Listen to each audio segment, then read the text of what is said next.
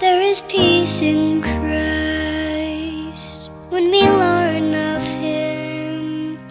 Feel the love He felt for us when He bore our sin.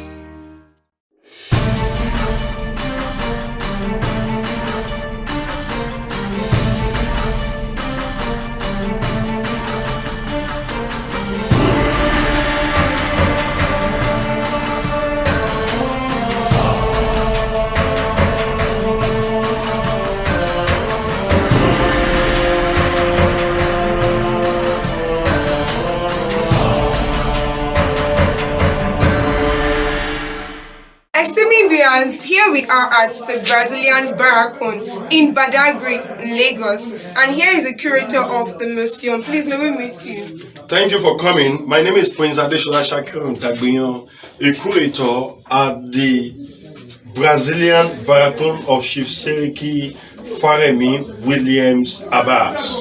Thank you very much, sir. So, can you please give us a brief history of this place? Thank you. The Baracoon we have is the Baracoon of 40 slave cell, where 40 slaves were being kept in a room. Minimum of 1,600 slaves are kept in this compound for 3 months. Before the arrival of the European, they will now move the slaves out from this compound, across the slave port, down to a place called Point of No Return. Thank you very much. So please, from that point of no return, did they take them to another place? From the point of no return, they took them to various destinations across the world. Okay. Some of the slaves were taken to America, to Jamaica, to Portugal, to West Indies, to so many countries around the world. And going to the point of no return, the journey was so sad. It's not a good experience.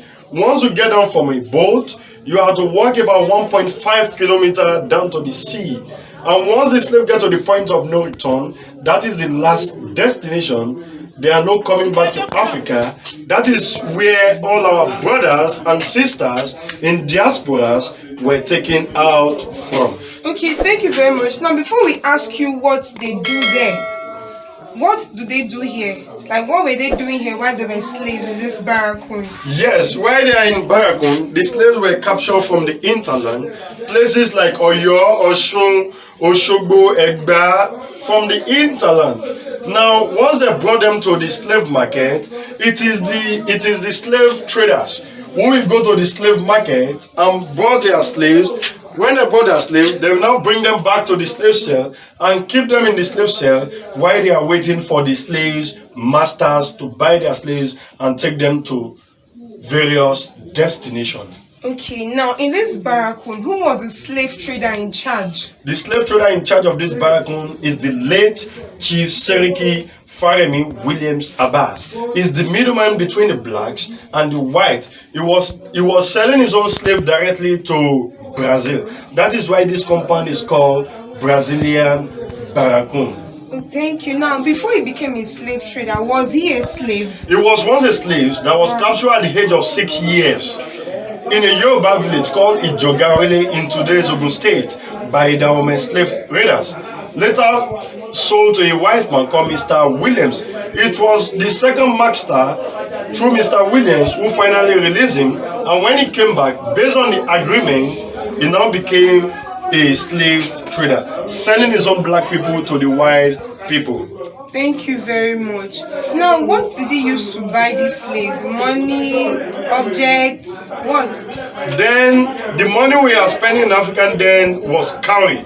Okay. There is a money then we call cowrie. Yoruba call it oweyo. But when the British government came to Africa, they refused to accept the cowrie from we the blacks. They now said we should do a business called trade by barter. Sir, though you are a curator, are you related to Seriki? One way or the other.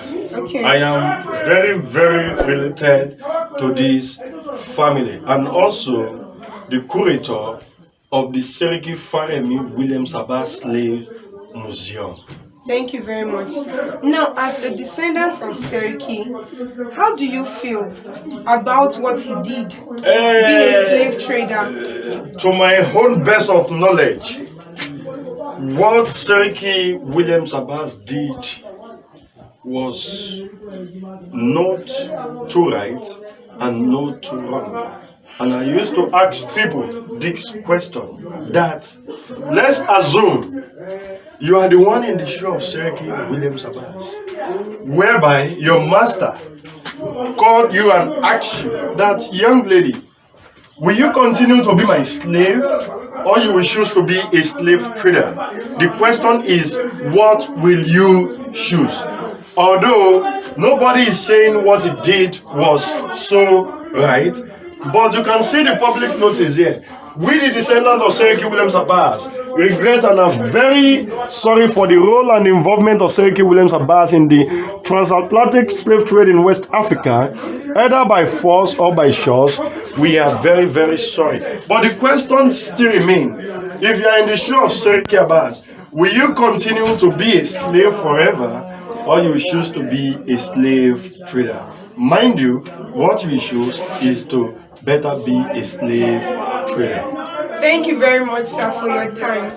Dear viewers, I hope you have learned one or two from this video. For me, I have learned a whole lot. Seeing the instruments that were used, the chains, the pots, the plates, and everything. And of course, the very small side of the room where these slaves were kept. Oh, it is so painful, but now we are happy that the slave trade has finally come to an end.